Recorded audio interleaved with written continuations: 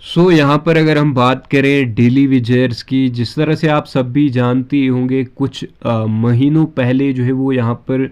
भाजपा की तरफ से एक कमेटी का गठन किया गया था। उसके बाद रिपोर्ट वगैरह आनी थी, लेकिन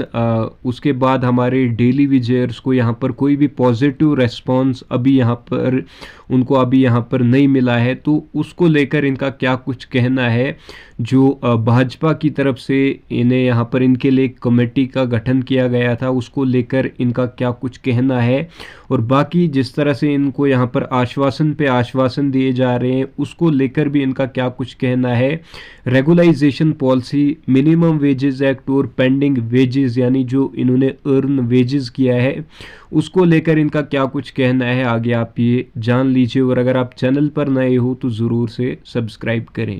कि रविंद्र रैना जी ईमानदारी से कहूं तो वो खुद अच्छे हैं, लेकिन गलत पार्टी में हैं, क्योंकि उनकी पार्टी उनकी बात नहीं मानती, उनकी बात नहीं सुनती। पिछले दिनों आपने देखा होगा, यही पूरी की पूरी कोर कमेटी इनकी दिल्ली में गई थी डेली वेजर का इशू लेकर के, और इन्होंने जो कमेटी एक बनाई थी डेली वेजर के मुद्दे को लेकर के, तो वो कमेटी जब वहां रिपोर्ट लेके अमित शाह जी के पास गई तो अमित शाह जी ने इनको एलजी साहब के पास वापस भेज दिया। अगर एलजी साहब इनकी सुनते होते तो ये दिल्ली क्यों जाते? तो हमारे मोदी जी ने विदेशों में घूम घूम करके भारत की एक छवि बनाई है, और आज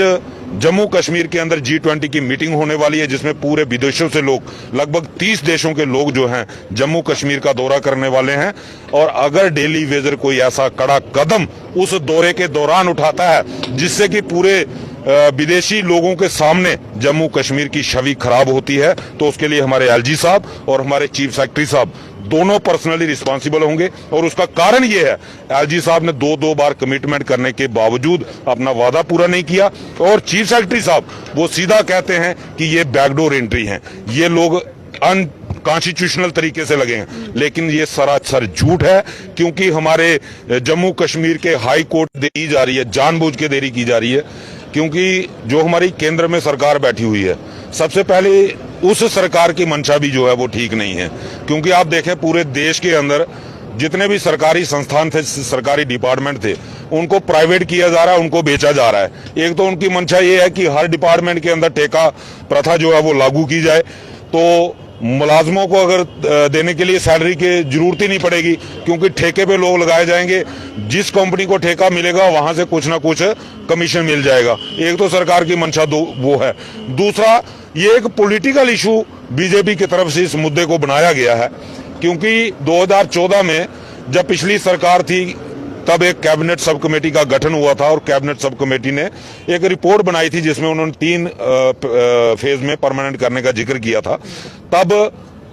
जम्मू कश्मीर में इस चीज को मुद्दा बनाया गया, क्योंकि जब जम्मू कश्मीर में बाढ़ आई थी तो हालात अब नॉर्मल थे, तो उस वजह का फायदा केंद्र सरकार की तरफ से उठाया गया, और एकदम से जम्मू में इलेक्शन अनाउंस कर दिए गए, जिसकी वजह से डेली वेजर का मुद्दा जो पेंडिंग रह गया, और भारतीय जनता पार्टी की तरफ से इस मुद्दे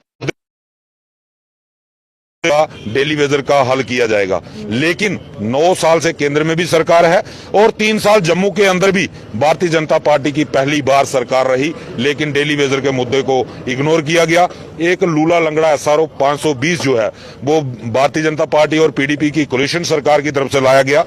जब तक सरकार सत्ता में रही, उसके ऊपर काम होता रहा। 578 लोग अलग अलग डिपार्टमेंट के अंदर रेगुलाइज किए गए, लेकिन जैसे ही जून 2018 में भारतीय जनता पार्टी और पीडीपी की सरकार टूट गई, उसके बाद उस SRO को भी रोक दिया गया, जिससे स्पष्ट सामने दिखता है कि ये पॉलिटिकल गेम बना के रखी गई है कि इलेक्शन आएगी, दोबारा इस मुद्दे पे इलेक्शन लड़ेंगे कि हमें वोट दे दो, हमारी सरकार आएगी तो हम इंसाफ करेंगे। लेकिन अब ऐसा नहीं होगा। हमें जो भी चाहिए वो इलेक्शन से पहले चाहिए, और हम लड़ेंगे। सरकार के लिए स्पष्ट संदेश है, हमारे मोदी जी ने विदेशों में घूम घूम करके भारत की एक छवि बनाई है, और आज जम्मू कश्मीर के अंदर G20 की मीटिंग होने वाली है, जिसमें पूरे विदेशों से लोग, लगभग 30 देशों के लोग जो हैं जम्मू कश्मीर का दौरा करने वाले हैं। और अगर डेली वेजर कोई ऐसा कड़ा कदम उस दौरे के दौरान उठाता है जिससे कि पूरे विदेशी लोगों के सामने जम्मू कश्मीर की छवि खराब होती है, तो उसके लिए हमारे एलजी साहब और हमारे चीफ सेक्रेटरी साहब दोनों पर्सनली रिस्पॉन्सिबल होंगे। और उसका कारण ये है, एलजी साहब ने दो बार कमिटमेंट करने के बावजूद अपना वादा पूरा नहीं किया और चीफ